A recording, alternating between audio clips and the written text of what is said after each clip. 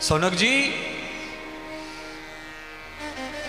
आज पांचों पांडव अपने अपने धाम चले गए और बाद में परीक्षित राजा राजगद्दी पर बैठ करके जो शासन करने लगे तो सारी प्रजा बड़ी प्रसन्न हुई। पर राजा ने आज सोचा कि चलो भाई, आज अपने राज्य का मुआयना कर लें, अपने राज्य का निरीक्षण कर लें, हमारे राज्य कितना लंबा चौड़ा है क्षेत्रफल में और हमारे राज्य में कैसी संस्कृति है। राजा घोड़े पे सवार हो गए और संपूर्ण हस्तिनापुर के क्षेत्र को, राज्य को देखने लगे। पर जिस समय छत्रपति राजा परीक्षित राजा बने, धर्मराज की गद्दी प्राप्त हुई, उस समय हस्तिनापुर का राज्य जो है मलेशिया बर्मा तक था। आर्यवर्त की धरती जो है वहां तक पसरी हुई थी, वहां तक शासन था। धीरे धीरे धीरे धीरे सनातन के ऊपर कुठाराघात, कुठाराघात, सनातन के ऊपर कुठाराघात। सनातन कहां जाकर सुकुड़ कर बैठ गया है। अब आप सब दो ध्यान करो महाराज, हाँ, और ये सब तुम्हारी वजह से हो रहा है। पूजा पाठ के नाम पर पाखंड, भगवान के नाम पे पाखंड, शांति के नाम पर पाखंड, ये सब इसकी वजह से घटता जा रहा है, घटता जा रहा है, घटता जा रहा है।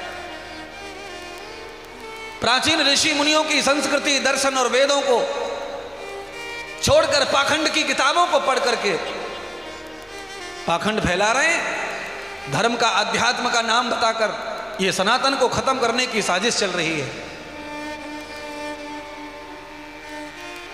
दुनिया भर की मिशनरी काम कर रही है सनातन के ऊपर घात करने के लिए। सारी दुनिया में घट रहा है केवल हिंदू समाज, सनातन समाज। क्यों घट रहा है? क्योंकि हिंदू समाज में अनन्य पूजाएं हैं, अनन्य देवताएं हैं, अनन्य भाषाएं हैं, अनन्य सोच हैं, अनन्य विचार हैं। दुनिया की किसी भी संस्कृति को आगे ले जाने के लिए देवता फिक्स करो पहले एक, साधना फिक्स करो, भजन करने का परंपरा फिक्स करो, एक तरह की पूजा करना पसंद करो, एक तरह की पूजा फिक्स कर लो। अगर पूजा पद्धति एक हो जाएगी हिंदू की तो हिंदू को कोई झुका नहीं सकता। बेटा लक्ष्मी को पूज रहा है, बहू शिव जी को पूज रही है, दादाजी हनुमान को पूज रहे हैं, सारे लोग सबको पूजो, कौन ना बोलता है। पर पद्धति एक बनाओ, सिद्धांत एक बनाओ। है? हर कथा में कहता हूं, आज मौका मिला आज भी कहूंगा। 5 क्लास पढ़ने के लिए अपने बच्चे को 5वीं कक्षा तक पहले अपने बच्चे को सनातन धर्म का ज्ञान देने के लिए गुरुकुल में भेज दो। 5वीं कक्षा पढ़ ले, फिर अपने बच्चे को बुला लो, फिर कलेक्टर बनाओ, जज बनाओ, इंस्पेक्टर बनाओ, जो तुम्हें बनाना है वो बनाओ। पर पहले हिंदू धर्म की शिक्षा तुम्हारे बच्चे को मिले, तुम्हारा बच्चा पूजा करना सीखे, मंत्र बोलना सीखे, मंगलाष्टक बोलना सीखे। तुम्हारे बच्चे को नॉलेज होना चाहिए सनातन क्या है, हिंदू क्या है, हम कौन हैं, हमारा जीवन क्या है। तुम्हारे बच्चे को बटकी भूसी आती नहीं है और उसे नर्सरी और प्ले में डाल करके विदेशी शिक्षा से बर्बाद करते हो और शांति के लिए कामना करते हो, सेवा की कामना करते हो, आज्ञा पालन करे कामना करते हो। लंबा तिलक लगाकर हरे कृष्णा गाते फिरते हो और बच्चा जा रहा है कॉन्वेंट में। जय श्री राम, जय श्री राम, जय श्री राम के नारे लगाते हो और बच्चा जाता है कॉन्वेंट में। जो मुझे कहना चाहिए व्यासपीठ पर जरूर कहूंगा। एक बार नहीं 1000 बार पढ़ाओ। देश और विदेश में तुम्हारे बच्चे का हर जगह पर व्यापार हो, हर भाषा तुम्हारे बच्चे को आवे।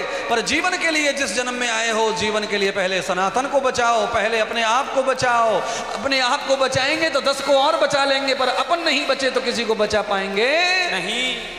पहले खुद को बचाओ, संस्कृति खुद की बचाओ।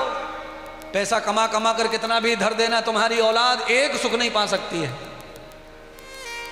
और जिस तरह चल रहा है, चलता रहा तो ध्यान कर लेना, अगले 25 साल में तुम्हारा रोटी देने वाला, पानी पूछने वाला कोई नहीं रहेगा। ये कथा होगी नहीं, ये पांडाल नहीं होगा 25 साल के बाद। क्यों? जैसी संस्कृति है वैसा अगर चलता रहा ऐसा ही होगा। तुम्हारे बच्चे को जरा पूछ के देखो, तुम्हारा बच्चा पढ़ने में इतना टैलेंट, इतना होशियार है, 8वीं कक्षा में उसे पूछ के देखो हिंदू धर्म के बारे में, सनातन के बारे में। आर्यत्व के बारे में, वैदिक धर्म के बारे में कुछ पूछ के देखो, महाभारत के बारे में कुछ सुन के सुनो, गीता का एकादश श्लोक जानो, समझो बच्चे से। 8वीं कक्षा में पहुंच गया तो क्या सीखा है?